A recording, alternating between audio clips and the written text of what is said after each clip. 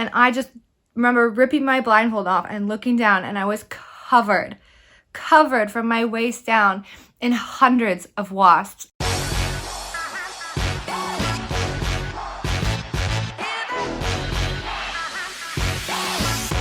So today's video was a bit of a flip in the cards for me, and that is because I'm supposed to be doing some work right now, but now I am in bed filming this video because it's the only thing I can really do on antibiotics and with a swollen hand and arm now. So, as I mentioned before, my name is Jenna and I am an international living here in Germany. And the reason I created this YouTube channel was so that I could share all of my mistakes and bumps along the road so that you can avoid making those same mistakes. While my emotions are running, I figured this is a lesson to be told so that all of you can learn not to make the same mistakes that I did early this morning at 3 o'clock in the morning when I walked into the emergency room and ran out in absolute tears. So I should probably tell you a bit of the background story first, and by no means is this any YouTube video that is offering medical advice in any way, sort, or form, but I'm just going to tell you my situation and how it all went down this morning and what happened and why I ended up going to the emergency room in the first place, so that you can get a better understanding of why I'm sharing all of these tips with you later on in the video as to what you can do to prevent these issues from happening in the event that you have to go to the doctors or the emergency if you're in pain. So about 15 years ago, I went to an orientation camp with my high school, and we went in the forest blindfolded, holding each other's hands, and the instructor guided us into the middle of the forest and told us that once we were in the middle of the forest, we then had to orientate ourselves out of that forest. So we were to take our blindfolds off and then find our way out of the forest. In principle, this is an awesome game, but not when in our situation, we were on our way into the forest blindfolded, maybe like 10 or 15 of us holding hands, and the person at the front of the line stepped on an underground wasp nest and they all came up from under the ground. And it just so happened that I was wearing my Lululemons, and in one of my videos, I'll link it up for you if you're interested, I talk about my love for Lululemon pants or yoga pants in general. I was wearing those pants, and this is the one time I was not thankful that I had them on, because out of everyone, they seemed to swarm up at me, probably because I was over the nest at the right time as soon as they all started coming out, but they couldn't detach themselves from these yoga pants. And I just remember ripping my blindfold off and looking down, and I was covered from my waist down in hundreds of wasps. And I don't know how many stings I got. I counted over 100. At the hospital, we counted, I think, well over 50 that were noticeably welting. And I just remember being covered in ice packs, like sitting there, my throat was swollen, I didn't know what to do. And over the year, we tried to do various tests to see if, because I was stung so many times, if I've developed an allergic reaction to the stings or to the venom. And we did so many tests, but I'm so bad with needles that every time I would be lying there and they would have to individually insert every single different type of wasp and bee venom to see if I reacted to any of them. But before I even got to, I think there was like, I don't know the number anymore, but I remember it being more than 30 different injections that I needed. But I remember getting to 8 or 9, and every time we did this test, I would go purple. The doctors couldn't finish because it was just such a strenuous task for them to get through to actually see if I was allergic. So at the end of the day, they ended up saying, you know what, let's just mark it off as you are allergic. We'll give you an EpiPen. You're to hold this with you at all times. And then the years went on, and I met my husband, and I moved to Germany, and my EpiPen expired, and I didn't want to get a new one because I assumed everything was okay. And I had already been stung a couple of times afterwards and nothing happened. So I thought, okay, you know what? I'm in the clear, no worries.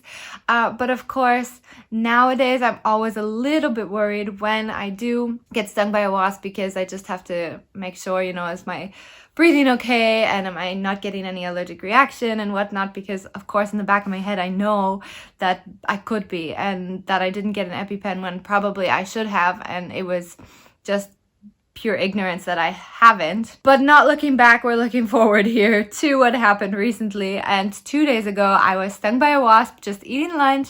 It got in my sandwich, and then I flicked it away and it somehow got under my ring and stung me in my finger.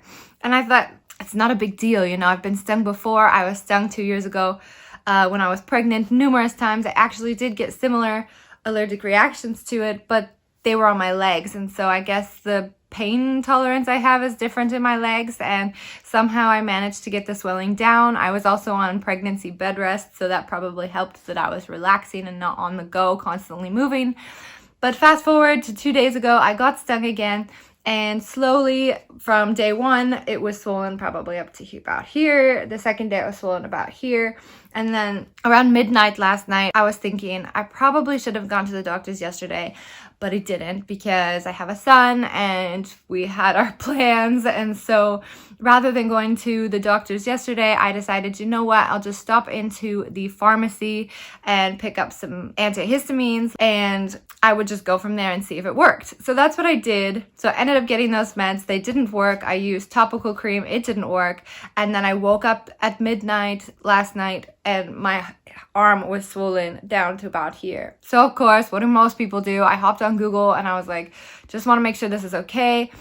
I was pacing around the room because I didn't know what else to do, because you know when you have this like aggravating pain that you don't know what to do and you're just like, it's like you just want to saw that piece of your body off. And so that's what I have. That's what I had this morning. And I just needed a solution. Like I tried so many different things. I tried home remedies, whatever, and nothing was working. And then I thought, okay, you know what? I'm going to stick it out and I'm going to wait until 8 o'clock in the morning when my doctor's office opens and I'm going to go.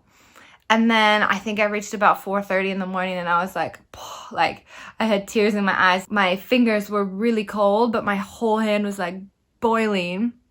And I just like really could not even sit there and think about something else. And I was like, okay, you know what? I don't know if I'm overreacting, but for those of you who know me, I really hate going to the doctors. I hate going to the hospital. So if I can avoid it at all costs, I will. But I just couldn't handle the pain anymore. So I thought, if the hospital's empty and there's not much going on, I'm sure they'll have enough time to check it out. And like, of course, I know I should have gone to the doctors earlier, but let's just go and see.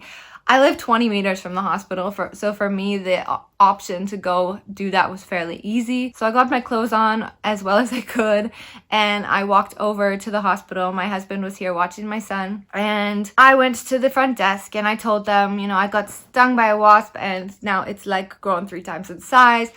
Now that I'm showing you this, it's actually gotten a lot better because I'm currently on antibiotics, and I am resting and icing it as much as I possibly can right now, but it was huge. It was massive. And so I walked in and I showed the front desk and they said, oh my God, go to emergency right now and we will call somebody. So I sat there for a few minutes and somebody came and immediately he walked into the room. The room was entirely empty. It was just me sitting there. I guess it was a quiet night. So I thought, okay, you know what, it'll be okay. And he immediately started rolling his eyes and he sat down and he said, okay, tell me what's going on. And he was already pissed off at me, like he knew what my issue was and that I was overreacting or something, which immediately made me really emotional because I'm not the type of person to really like whine and complain about how much pain I'm in and whatnot. And so like when I really have to go to the hospital or go to the doctor, then you know something's wrong. And so I told him I got stung by a wasp. I may have allergies. I'm not sure. He didn't understand that point either because I understand, like, how can you be not sure if you're allergic or not? So he didn't even care to hear my whole background story. He didn't ask if I had a fever. He didn't ask if I was feeling nauseous or whatever. He just rolled his eyes and said, this is really something that your house arts, so your doctor, your family doctor should have dealt with before. Why are you coming to emergency for this? And I just sat there and I was like, I didn't even know what to say. I just felt like so embarrassed that I was there. And so I was speechless. I didn't even know what to say. I was like, well, it's 4 o'clock in the morning. Nothing's open. I don't know where to go. And I really tried to hold it out until my doctor's office was open. But I just figured if I'm in this much pain, then why can't I go to emergency? So he just continued to really make me feel like I was up playing whatever pain I was in and that I was being absolutely ridiculous. And so by the time he got to the conversation where he was like, oh, fine, then just give me your health card. I just looked at him and I started bawling my eyes out. I'm a very sensitive person, by the way, but I just hate being so embarrassed, but being in so much pain. So I just started bawling my eyes out, and I got up, and I'm leaving the hospital, walking right away from him as he's still talking to me, and he's like, Well, you're the one who walked in here, so maybe next time don't even bother coming to emergency. whatever he was saying in a distance. And I just couldn't believe it. Like, this was my very first time, my very first experience in the emergency room in Germany. But I couldn't believe that somebody would treat someone like that when they're in pain. So what did I do? My two options were go to another hospital, which I really didn't want to go at this point in time anywhere, because I felt so embarrassed, but it's in so much pain that I just didn't want to have to go through that again. And I didn't know if I was overreacting or what. So I ended up just going home and sitting there for 3 hours waiting for my doctor's office to open so that I could go immediately to the doctor's office. And I waited, and I iced it, and I held my hand up, and I did everything that I could to make sure that I was alleviating any pain that I was having, but nothing was working, really nothing. And I just sat there cringing, like biting my teeth, trying to get rid of this pain, and it wasn't working. And so I thought, okay, I'm going half an hour early to my doctor's office to make sure that I can get in, because I've also never gone to the doctor's without an appointment. And for those of you from North America, you'll understand how confusing this is, as it was for me, because in North America we have walk-in clinics, and you can just go to the walk-in clinics if you have something wrong. You can even like cut your finger open and need stitches, and you go to the walk-in clinic. You don't have to go to the emergency. If in the case it was the middle of the night, yes, you would go to the emergency. I don't know if I would have been treated the same way, but it was just really shocking for me to have this first time emergency experience here in Germany and be criticized for making the wrong moves and having somebody tell me like I should have done this and I should have done that. Well, that's not helping when you're in the middle of a super painful situation. I made it into the morning and I'm so tired, but let's hope that I don't get any drama from the doctor as well. Let's see. And then I arrived at my doctor's office, and I went upstairs, and I was half an hour early, and I thought, I'm doing the best I can. I didn't even know if they would be open, but I just thought, you know what, it's better than just sitting at home and cringing through the pain. I came in, and I told them, I don't have an appointment, but I'm in a lot of pain, and I was hoping to get in to see a doctor. And the lady immediately said, well, you should have called us earlier. And I was thinking, well, when do you open a practice? Like, the practice opens at 8 o'clock in the morning. So I assumed they'd be there maybe 15 minutes early, but apparently they open earlier at maybe 7 or something. And she told me I should have been better prepared and I should have booked an appointment earlier. And I was so tired of being told, like, I should have done this, I should have done that. I don't care right now. I realize I made a mistake, and I realized that I should have been better to myself yesterday and had gone to the doctors yesterday when it wasn't so bad. But again, I never want to overreact. And then, of course, I waited until it was too late. And now I'm just being interrogated and judged for the things that I did wrong. But eventually she ended up saying, I can find you an appointment maybe in the next hour, so why don't you go sit down or walk around or whatever. So I decided that I needed a good little cry again, because emotional Jenna just had to go and cry it all out. And so I went on a walk, and I went to the park, and I waited an hour, and then I came back. And at this point I was just really like, I was just like praying, like, please give me a nice doctor, because I can't handle any more criticism right now. I just want this pain to go away. And so thankfully I waited a little bit, and the doctor came out, and he was very nice. And he said, I'm so sorry that this happened. You did the right thing by coming to us. If it had have happened in the middle of the night where the pain was so excruciating, then of course you can always go to hospital. I didn't tell him that I did, because even now I'm just so embarrassed that I was treated that way, and I'm constantly blaming myself for having been treated that way. Anyway, he took my temperature. He said, yes, you have a fever, and that your pulse is quite fast, and that it's a good thing I came because I need antibiotics. Otherwise, I wasn't going to get any better anytime soon. And so that concludes my story pretty much of my experience this morning and over the last couple of days, but now I am still in a lot of pain, but I can't do much about work right now other than just sitting here in my bed. So I figured it only makes sense to take all of my anger and all of my emotions this morning, share my story with you guys, and give you some tips on if you're in the same situation as me. Here are some things that I would suggest to do differently and to make sure that you're prepared for. So let's talk about the pharmacy first. So I ended up having to go to 3 different pharmacies. So the first pharmacy I went to, I showed her my arm and I said, I got stung by a wasp and I'm trying this topical cream, but it's not working. And then she said, well, that's the only thing that you can do, but your hand looks really bad that you should probably go get medical attention right now. But I had my son for the day and I didn't want to go to the doctors unless I knew it was an absolute emergency. So then I went to another one, they wouldn't give it to me again, and then finally the third one, I just didn't even show her what was wrong. I just said, I got stung by a wasp and it's really swollen. Can I have some sort of tablet, antihistamine tablet? Thankfully, she gave me some of those and I tried it out and it didn't work, and neither did the topical cream. So I would just suggest, if you know already what you need, like if you've already had some sort of symptoms of whatever illness or pain that you're experiencing right now and you know exactly what you need, just go to the pharmacy or the apotheca and tell them exactly what you need without giving them your sob story like I did, because it might just make things worse for you. Point number 2, and this is universal and I think it should be obvious, and this is something that I made the mistake with, and that is not having everything stocked up like I needed to.